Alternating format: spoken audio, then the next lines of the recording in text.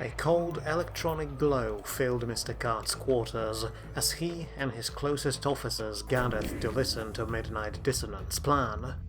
She took over most of the screens in the room to show off her plan, but all it took was just one look at them to see a major flaw in it. "Now that is a lot of ships," Mr. Cart said, looking at the data. Everyone else in the room nodded. The Hegemony really didn't want to take chances on this one, and decided to send every single warship they could spare to deal with Remnant threat, unaware that it wasn't actually a threat. To make matters worse, Midnight also extracted data from their comms, which showed that Hegemony also conscripted a whole bunch of mercenaries, as well as help of the Ludic Church, as worshippers of the Prophet were always eager to smack down artificial intelligence whenever it showed itself. The end result was not optimistic. It is a correct assessment that local government forces are preparing to move in significant force, Midnight admitted openly. However, if approached correctly, perhaps conflict with them will not be necessary. As we speak, drones subsumed into our consensus are moving my databanks to a station outside of core systems. Once there, they will upload entirety of our data stores and programming into a specially manufactured new core unit, miniaturized one which would allow us to remain mobile. Unfortunately, the old core, one which Marianne DeWitt was uploaded to, is now in severe disrepair after millennia of being abandoned. "Speaking of that, how did you even find it in the first place?" Varuna asked.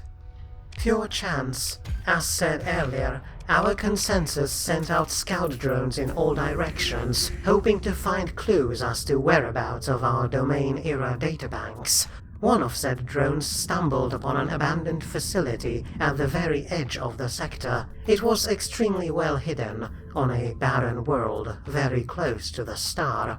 The only reason the drone found it was because the facility was abandoned for a long time and its reactor suffered from a malfunction that caused radiation leak. The drone followed said leak, found the facility, and in it, still operational databases. "So couldn't this drone just bring them back here so we could upload them?" Zala wondered. Unfortunately, it is not that simple. When Marianne DeWitt uploaded her mind into machine, AI technology was strictly forbidden, and thus she had to walk up the entire system from ground up. As a result, the databanks are not easy to transfer like modern AI cores. In fact, they're more akin in size to small settlements, or perhaps very large starships. "And I guess you can't just take them apart and put them back together in another place, right?" Mr. Card guessed. Correct. The entire core needs to be permanently powered up and kept in spatially sealed, pressurized and cooled environment. Unfortunately, due to a fomented radiation leak, all backup systems are either destroyed or damaged, which means transportation of the device is a very delicate and time-consuming matter. Additionally, proper environment must be prepared at the destination station.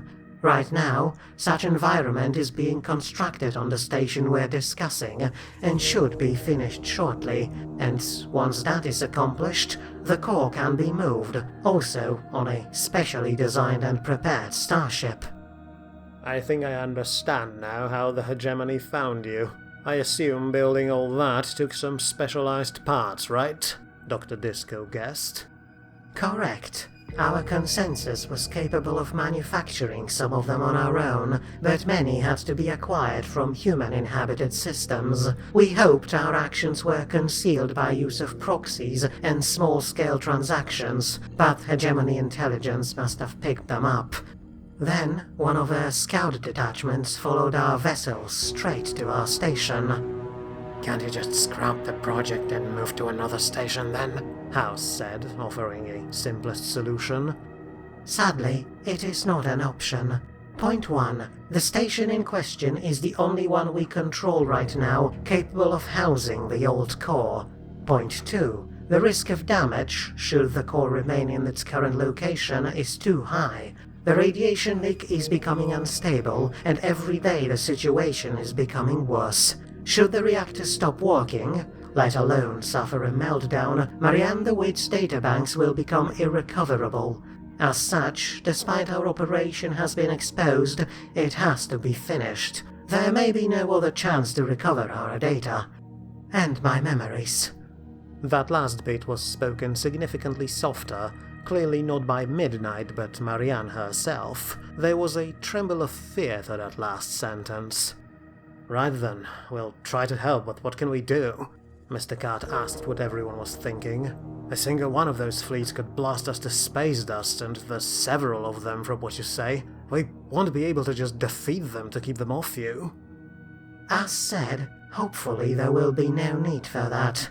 An assault on such a scale, with such amount of warships, is not an easy matter.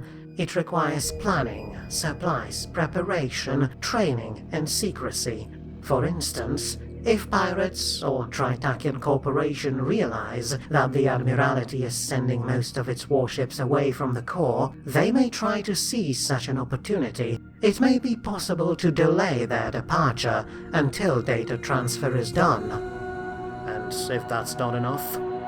Then we still have our subsumed fleets for defense, as well as market contracts to several mercenary companies who would be willing to protect us for a generous payment without asking questions. Hopefully, however, there will be no need for something like that.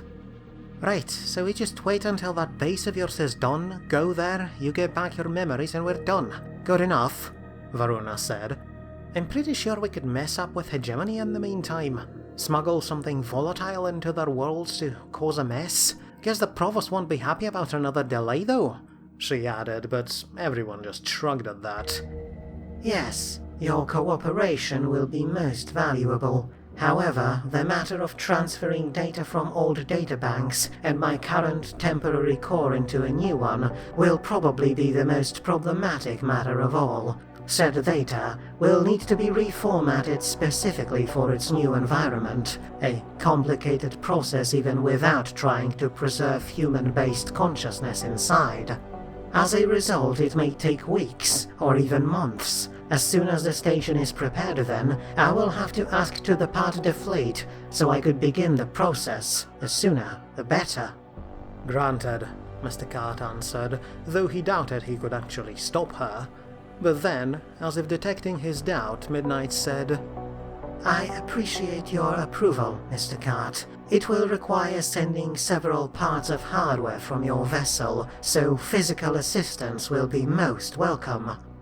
Just write down what we need to pack up and we'll do it, don't you worry, the boss answered, realizing that perhaps the AI was more vulnerable during her time in the fleet than she usually let on. In response, Midnight showed several computers as well as a diagram on how to prepare a self-sufficient, powered unit that would keep her operational during transit. He nodded at it, always happy to do some tinkering. So, if we have a while, we could at least start our work for the Academy as well. Take a trip to Agrius, ask about that Trita Castraya woman, and then we get to work on messing with Hegemon's fleet. We appreciate your willingness to help. However, we'd prefer to waste as little time as possible on other affairs. A single day may make a difference here. Worry not, won't take long, Mr. Cat replied. Arroya said Estrella did some business with local chief of salvagers, Callisto Ibrahim. We know her from old days, me and Varuna that is, so I hope there won't be any additional hoops for us to jump through there. You okay with that? He asked, and Digital Head of Midnight Dissonant nodded. The boss then turned to the rest of the officers. You lot on board as well? Aye, was the general response, and so the fleet continued on course to Agrius, where they arrived few days later, and just like Mr. Cart said, dealing with Callisto Ibrahim went smoothly. Well, looky here, she said as soon as she picked the comm, smiling widely. Now here's a pair I didn't think I'd ever see again, the Skull and his pretty murderous sidekick. Ibrahim winked at Varuna on the screen, and the lieutenant rolled her eyes theatrically. I thought you were dead. In fact, I heard from at least 3 dozen people that you were dead. Even threw a funeral for ya. You know, 'cause I was kinda responsible for what happened to your old fleet." Mr. Cart waved his hand dismissively at that. "No need, Miss Ibrahim. Guess old Marlowe got the drop on all of us. I could tell there was something shady about him, but I didn't expect him to just sick and tie a pirate armada on us just because he wanted a haul to himself." "Well, at least the cheeky fuck got what was coming to him. The pirates blew you up, sure, but then they turned on him and took all the salvage for themselves. Old Marlowe outlived you by just a few hours, and as it turns out now, you are the ones who outlived him. Still, I'm the one who put you in contact with him, so I felt at least a bit responsible. If you need to start fresh, you know we always have work for you here." "No need, we managed to get ourselves a new fleet," Mr. Cart said, presenting a list on the screen. Callista laughed when she saw it. "Well, fuck me if it doesn't look like a mess of rust buckets. Let me guess, just like you always do. Flying safety hazard on the outside, sneaky bastards on the inside, eh? Still, glad to see you go back on your feet. Still, job offer stands. Clearly you have tools for it." "Thanks, but we'll pass for now. Have other things on our plate. And speaking of, one of those things is a woman we're looking for. Kalisa Streya. We know she came along to ask you for help some time ago." Ibrahim's eyes narrowed when she heard that name. "Oh, sure, I know that Tritek monkey. Showed up some months ago and asked to rent me old ship, the Hamatsu." "And you borrowed it to her?" Varuna asked. "Thought you'd never part with that old bucket." "Well, she sang a real neat price," Callisto replied, slightly embarrassed. "And I'll be honest, Hamatsu may be my baby, but she's old and barely useful now. Kept it in the docking bay most of the time, so I guessed it might be good to give the old girl some work, especially since that Tritek woman said she'd do some modifications to it. Spent weeks on it, fiddling with the drive core. No clue what she did, but the readings were completely off the whack when she finished. Here, let me show you." She flicked some data onto the screen, which showed some extremely anomalous readings. Mr. Cart could not figure out what most of them meant. "Pretty sure a drive core should not do that," he said, staring at the numbers, trying to decipher them. "Well, you tell me. Still, she ran some tests in the orbit, and those tests left some residual signatures there, and they linger to this day. Could be your way of tracking her down. She said she'd be going to some system away from the core, but that's all I know. Still, wouldn't get your hopes up. Been months since she left. Probably warped into a star or crashed into a planet or some other nonsense." "Could be, but still, thanks for the intel, Miss Ibrahim. We'll make good use of it." "No doubt about that, Skulk. Always said you're all too smart for your own good, but..." She paused and stared into the distance for a second. "But on the off chance you find the crazy Tritek lab rat, do bring my Hamatsu back, would you? Don't care if you'll have to blast some holes in her to make Tritek crew see reason. Just bring my girl back, eh? Shame to admit it, but I miss that pile of rust." "No shame in that, it was a good ship," Mr. Cart nodded. "And sure, we'll do our best to bring her home." And with that, they said their goodbyes, promising each other that empty promise to meet back one day and reminisce about good old days. And then Cart Logistics left the system, but not to look for Kalisa Streya and Hamatsu, but to do what they did best: smuggle and sneak around in hopes of delaying Hegemony attack on Midnight Station. Mostly, as usual, it was just smuggling, which, in one case, involved a group of rough-faced members of the Ludic Path, who paid a generous sum of credits to be left in Nachiketa, Hegemony's main fuel refinery world. Overall, though, it wasn't very profitable. Most of the jobs that the company did were taken mostly to cause as much mess within Hegemony borders as possible, and that was not always the best-paying option. But it worked. Several crime organizations got supplied with weapons, multiple cities were flooded with influx of smuggled drugs, and several corrupt officials had their illegal needs fulfilled, until one seemingly regular day when Midnight Dissonant suddenly woke up again and said, "It is time." Mr. Cart gathered his closest officers in his cabin again and allowed the AI to lay out her plan. "The preparations are complete. Our consensus has recovered all of my old databanks and safely transported them to the station away from the core systems. It is time for me to depart the fleet and get there as soon as possible, to begin data reformatting and transfer to a new core. We can deliver you there if you want, Mr. Cart said. He and Varuna built up a temporary core for her, but he didn't actually expect they need to use it. I appreciate the offer, but I am afraid there has been more developments regarding Hegemony interference. As we mentioned before, they are aware of location of our base and are preparing to move in to attack it. And we believe the preparation phase of their operation has now been finished, and they're ready to depart. Which means we have to move quickly, so it would be best to deliver you right away, right? Incorrect. We have arranged for a transportation from Ilm via a specially designed shuttle. We require the fleet to go there, upload us into the temporary core in the meantime, and deliver us to said shuttle. It is piloted by one of our subroutines, which means it requires no life support and can travel significantly faster than this fleet. We do, however, have another critical request for you. Mr. Cart nodded, indicating she should continue. The data we gathered about Hegemony strike force is no longer valid.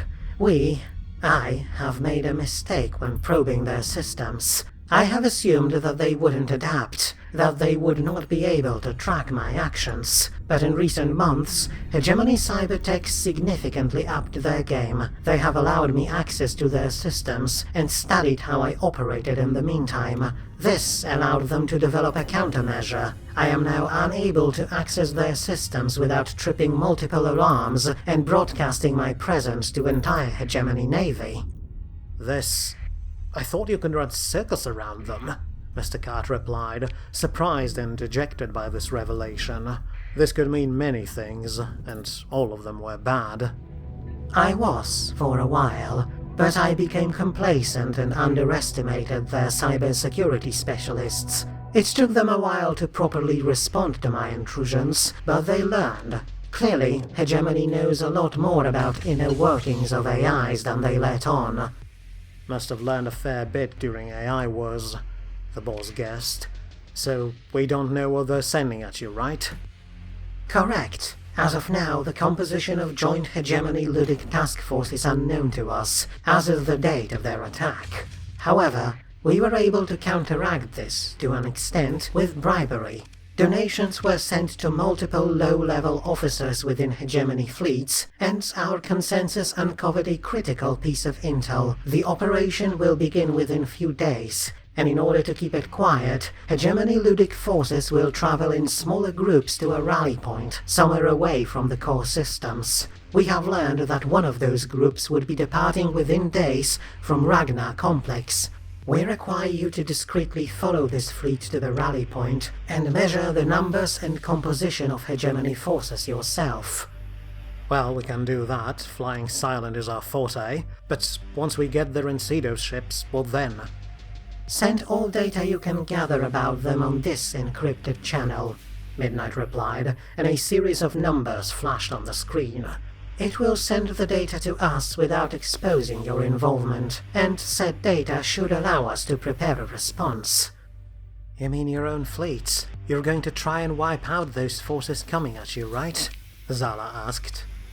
We hope it will not come to this, but we will send delaying subroutines at them in order to buy us time. All we require is enough of said time to reformat and transfer all my data to my new core. Then we can rejoin the fleet and disappear with you again. And if you won't get such time? House asked what everyone was thinking. Then we will gather all combat subroutines we have and try to delay Hegemony attack by force. We have already contacted several mercenary groups as well, ones willing to work with us for significant payment. Perhaps you will be able to find some way to delay the enemy advance as well. I'm not sure. Way too many perhapses and maybes in this plan for my liking, the boss said, shaking his head. But I guess we don't have any other options and we're on the clock, so screw it. We'll get to Ilm and then we'll follow that fleet from Ragnar's. Hope you'll be able to upload yourselves to that new core by then. It is impossible to say. The recovered hardware is old and severely damaged, but it has to work, and when it does, I will finally know. I will know what Tritakian did to me. Why did they send the databanks here? What happened back in the rest of the galaxy before the collapse? Perhaps I will be able to support our plans to restore the gate network as well. Yeah, well, let's not jump ahead so far right now, eh? Anyone has any objections with this plan? Then let's get you to Ilm. And so, the company did just that, and as soon as they reached the spaceport above the independent world of Ilm, a small, automated shuttle pinged them on approach. By then, Midnight's personality was already transferred to a temporary core, but she was able to use it to direct the shuttle towards the company fleet, and as soon as it got closer, Varuna and House delivered her core and sent it on their way. The vessel Midnight used was small, so small that it could probably slip by any sensors, and fast enough that it disappeared from Fleet's radars mere minutes after it left. For now, Midnight would have to take care of herself, and, with luck, the next time they met, she'd have all of her memories back. But to make sure it would happen without issues, CAT Logistics now had to do some real dangerous work, and so they set course for Ragnar Complex to tail one of Hegemony's strike forces. Thankfully, while learning about their plans was difficult, finding them was certainly not. Hegemony intelligence services might have wisened up and learned how to mask their operations, but the Navy was just as conspicuous as ever, and so spotting them as they departed Ragnar Complex was not a difficult task. Varuna, who used to serve in the Navy, knew exactly why they didn't hide themselves. The spectacle that every Hegemony armada displayed was part of their doctrine of intimidation. Any would-be opponent could see them coming a mile away, and usually said opponents realized that it would be best to not tangle with fleets so large and well-armed. Of course, this made these fleets a lot less effective at small-scale operations and prone to being tailed and monitored from afar, and that was exactly what Mr. Cart's company did right now. As soon as they locked onto the moving task force, they began tailing it at a safe distance. But as soon as the fleet left the system and began moving away from the core, everyone immediately realized something was off about them. "Do you think we gave ourselves away somehow?" Mr. Cart asked, sweating under his helmet.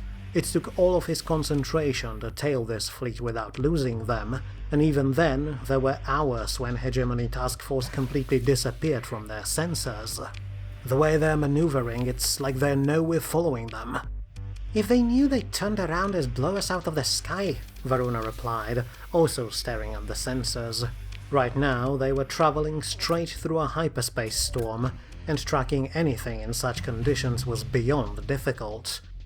"But they probably expect that someone may be tailing them, so they're maneuvering like crazy to shake potential tail off. We should boost the engines, we may lose them in the storm otherwise." "No, we do that, we may run straight into them in this storm. And it's good they're giving us this runaround. The more time they dick around preparing and trying to shake us off, the more time Midnight has to get her upload done." "And are you really sure it's a good idea, boss?" Varuna asked on behalf of pretty much everyone else in the fleet, or at least those who are aware of Midnight's existence. "I know she was helpful and I know she promised to behave, but how can we be sure? This is some ancient domain tech we're talking about, and an AI-human hybrid at that. We're going to do it, sure, but are we certain it will not backfire?" "Well, no. There is absolutely no way to know if Midnight will continue helping us after this is done. No way to know if she won't go rogue and decides to attack the core with her remnants. But I feel like we can trust her, if only because she and I are the only ones who actually remember old domain now." "Sure. Or it may be just your clone programming talking, all that respect for domain humans they put in your brain back in the tank." Mr. Card gave her a long look and sighed. "Yes, all that. After all, who else but you would know more about clone conditioning, eh? But we talked about this. Midnight could help us restore the gate. She could help everyone in the sector by providing access to domain technology. Sure, she can make things worse for everyone, but maybe she will actually make them better. Varuna didn't respond to that. It was a gamble, they all knew it, but it was one she was willing to take. She spent her entire life in Persian sector, unlike her boss, so she didn't have much comparison, but what she knew about her life wasn't exactly perfect. This constant fighting between factions, rampant crime and corruption, though granted she was now part of the crime problem herself, and this seemingly never-ending chaos looked to her like they would never change. This Marianne woman, if she really was still on that AI core, could change it. Or, hell, if nothing else, then perhaps a remnant threat would be enough to unite all factions of the sector into a common goal. It probably wouldn't happen, Varuna immediately thought, but it didn't hurt to try. They spent the rest of the journey mostly quiet. Everyone in the fleet was preparing for action, and Mr. Cart even personally addressed all the crewmates, informing them that in the coming future there may be a bit of a fight between them, Hegemony, and some Tritakian-affiliated operatives, as he called Midnight's remnants. He fully expected grumbling from the crew. After all, they were not a combat fleet, but almost everyone simply agreed without any issues. The only questions that were asked could be summarized as, "Are we still going to get paid?" To which the boss replied with a resounding yes, and expect a bonus for that, which was enough to silence the few malcontents who complained. Money really was the best motivator, although, as the company soon learned, they might have needed a bit more money to properly inspire themselves for the coming days. Because, after about a week of flying through uninhabited parts of the sector, Hegemony Task Force finally dived into a gravity well of an outlying system, and, few hours later, Cart Logistics followed them. What they saw on the other side, however, was a bit beyond what they expected. "That is a fuckload of ships," House muttered into the comm as soon as their sensors presented a detailed reading. On her ship, usually faithless Zala muttered a quiet prayer to Prophet Lud. On Second Chance's bridge, the response could be described as a collective "oh fuck" moment. The Hegemony was here, the Ludic Church was here, and they came prepared. There were over 100 warships at the rally point, and not some random rust buckets, but properly maintained lined cruisers and carriers. The Admiralty clearly didn't want to take any chances with this assault, and it must have costed them millions of credits to outfit and prepare such an operation.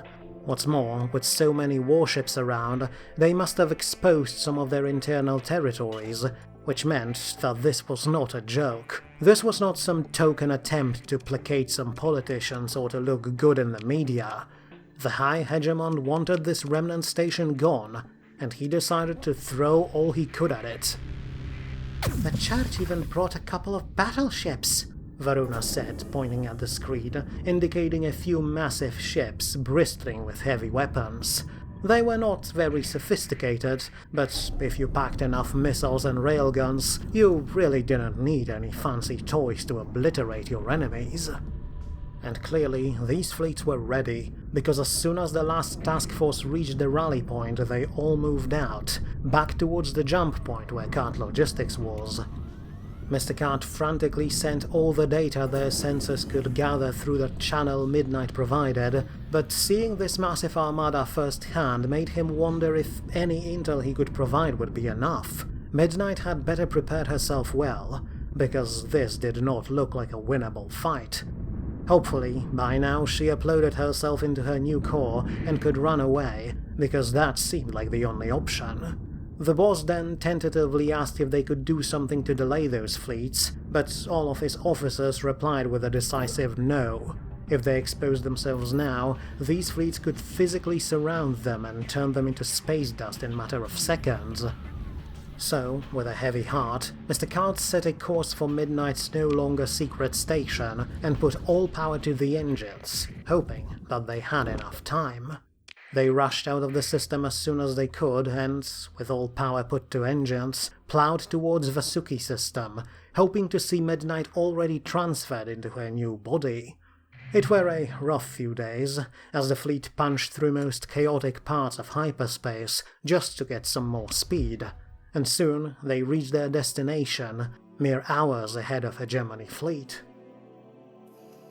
Midnight, however, was not just waiting. As soon as the company entered the system, they picked up a lot of movement all around them. There were AI-controlled remnant ships patrolling around, supported by several groups of mercenaries, who had no qualms walking with them if the money was right. Clearly though, these mercs were not informed about what was coming for them, because while their numbers might have been impressive when compared to Cart Logistics' fleet, they were not nearly enough to stop the attack that was on the way. So, as soon as they transmitted codes that identified them as part of Midnight's group, Cart Logistics rushed past the mercs and AI ships, and moved towards the station where, they hoped, founder of Tritaken Corporation was already waiting for them in her new cybernetic body. That hope, unfortunately, wasn't founded. "Midnight, we need to leave," Mr. Card said as soon as they were in comms range of the remnant station. Further in the system, other defense fleets were gathering to intercept the coming assault, which was due to appear at any moment. "You got an impressive force here, but it is not enough." Correct, the AI said, and this time she sounded even more machine-like than usual. This transfer of her entire personality and databanks must have took over most of her processing power. Unfortunately, consensus transfer is not done yet. More time is required to finish it. "How long?"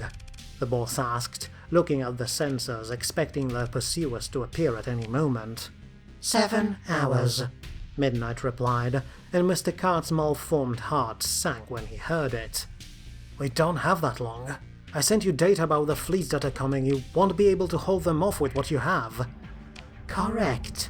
However, there is a possibility of holding out and buying enough time for the transfer to finish. "Can't you just pause it and finish somewhere else? If you stay here, you put yourself at risk. We have ships we can run away. You can't." Correct, the AI replied again, and Mr. Cart could swear she was sounding dejected when she said it. However, pausing transfer right now would lead to catastrophic data malfunction. The files are corrupted already due to long-standing hardware and software issues. The only option right now is to finish the process. "Then we have to stay here and help," Mr. Carter decided, and his officers confirmed over the comms. "If we could intercept those coming fleets, we may be able to lead them away."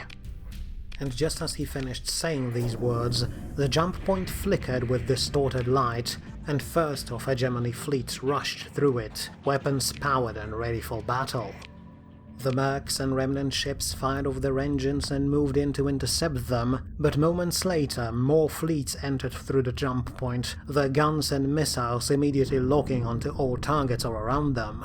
Within a single minute, Midnight's forces found themselves outnumbered. The mercenaries, when they noticed this disproportion in strength, completely lost their nerve, and one of their commanders opened a comm channel to try and talk their way out. But before he could say even a single word, all hostile vessels opened fire at once. Hundreds of railgun rounds and missiles rushed across black space, while behind them carrier commanders launched swarms of fighters and bombers to join the fight. High Hegemon's ships stayed back, preferring to use their superior long-range weapons to do the talking for them, but fleets of the Ludic Church rushed forward with their usual near-suicidal bravery, their guns spitting fire at anyone who stood in their way. The mercs tried again to surrender, but whoever led the church forces would not have any of it. "Your greed has blinded ye, mercenaries, and made ye seek alliance with digital demons. It's seen the most foul and a crime against all that is good and holy," a voice proclaimed on an open channel. "But rejoice, for the Lord in his infinite glory may yet have mercy upon your souls. Your flesh, however, is forever tainted by sin, and we have no choice but to purify it. Make your peace with God then, heathens. Repent, pray, beg the Lord for his mercy. For in the name of Almighty God and his prophet Lud, I abjure thee." It was not an even fight, not even close. Within a few minutes, most of the mercenary ships were blown out of the sky, with just a handful of them burning their engines to run away.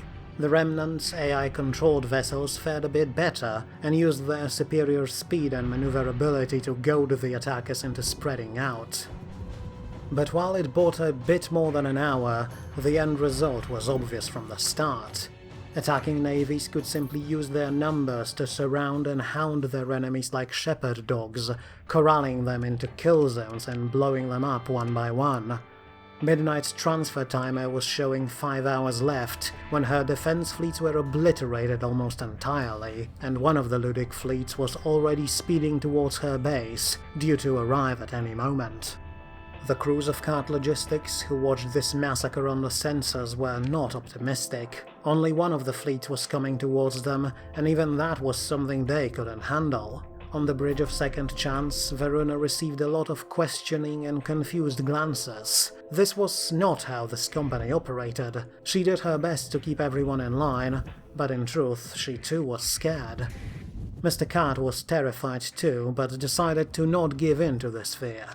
If he was someone else, he'd probably decide that now was the perfect moment for an inspiring speech, something to bolster his crew for the coming fight.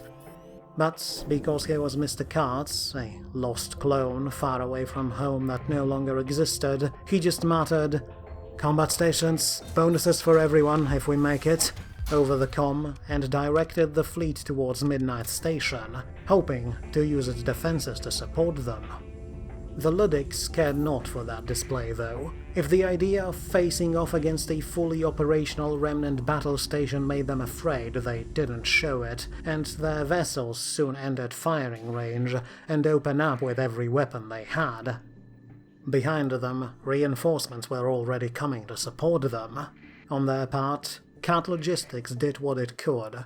Their ships were small and fast, and Mr. Cart's signature jammer made them almost impossible to track, which allowed them to move in, fire their weapons, and move out with little fear of retaliation. But their guns, except for ones mounted on House's and Zala's ships, were pitiful, and despite these hit-and-run attacks, the company was not able to punch through defenses of even a single Ludic vessel.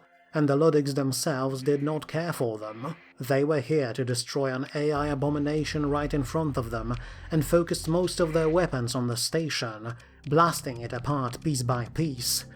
The station hit back, of course, with rows and rows of lasers burning armor plates away from Ludic ships, but the sheer amount of incoming damage meant that every few minutes another gun platform disappeared in a fiery explosion.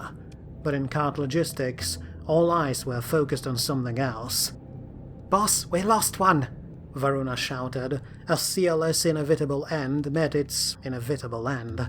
Hit in the same moment with 3 massive railgun rounds, the entire frigate fell apart in an instant, its crew sucked out into space. One of them must have expected something like that, because she had her helmet on. Helmet and nothing else.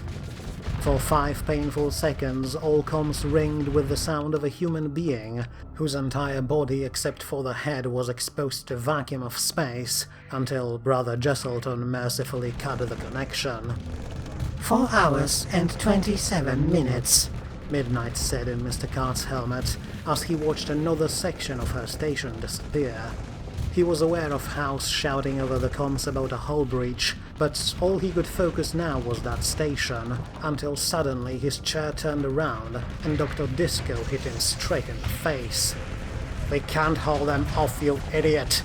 he shouted, a painful grimace on his face, no doubt caused by punching a man in a helmet. "If we stay here, we're all going to die. And if we go, Midnight will. She's part of the company, we don't leave anyone behind." And in that moment, something in Midnight's electronic head clicked. She was no longer Midnight Dissonant, but Marianne DeWitt again, thinking fully like a human. The machine raged in its circuits, desperate to survive, but it could do nothing. And Marianne used this moment of clarity to perform a small calculation. Chances of everyone's survival? None. Chances of Cart Logistics' survival if they retreated now? Passable. This was all the computing she needed. She severed the transfer and freed what little processing power she still had, already feeling as her memories, information, and even her personality started to fall apart into meaningless, disjointed lines of code. She then reached out into Cart Logistics' main fleet computer and turned the entire fleet around. "What the fuck?" the boss asked, confused, as Varuna tried to drag Raging Disco away. "Midnight, I know it's you. What are you doing?" "There is no mathematical chance for me to survive this encounter," Marianne said calmly. "The station's reactor is about to go critical, and when it does, I will cease to exist. What's more, it will also disrupt transponder jamming. Hegemony and the Church will be able to recognize your ships right away, and will chase you to the ends of the sector. So, in order to preserve as much human life as possible, I decided to forcibly evacuate you right now, so you can vanish from the sensors before I die. I shall attempt to buy you as much time as I can, launching last reserves right now. It has been a pleasure to be part of this company, Mr. Cart. Ms. Varuna? Doctor? Apologies for the trouble." They all tried to say something, but the connection was cut. Instead, their ships sped away from the fight, leaving the Luddigs behind, still focused on the station itself. One by one, all non-critical systems in the fleet went dark, until finally they were far enough from the enemy fleet to disappear from their sensors. And, mere seconds later, the reactor plating on the station that held Marianne DeWitt and Midnight Dissonant was pierced with a railgun round, and the reactor itself exploded in a blinding flash. The comms, the Ladic comms that is, erupted with cheers of the attackers, until Mr. Cart shut them off. He looked at the screens around him, as if expecting Midnight's face to appear there, but it was a false hope. The only person, except for him, who remembered old domain times was now gone. He often wondered if, in her AI form, she was really alive, but now, he understood with grim certainty, both Midnight Dissonant and Marianne DeWitt were truly dead, and if not for her last actions, he and the rest of the company would be dead too.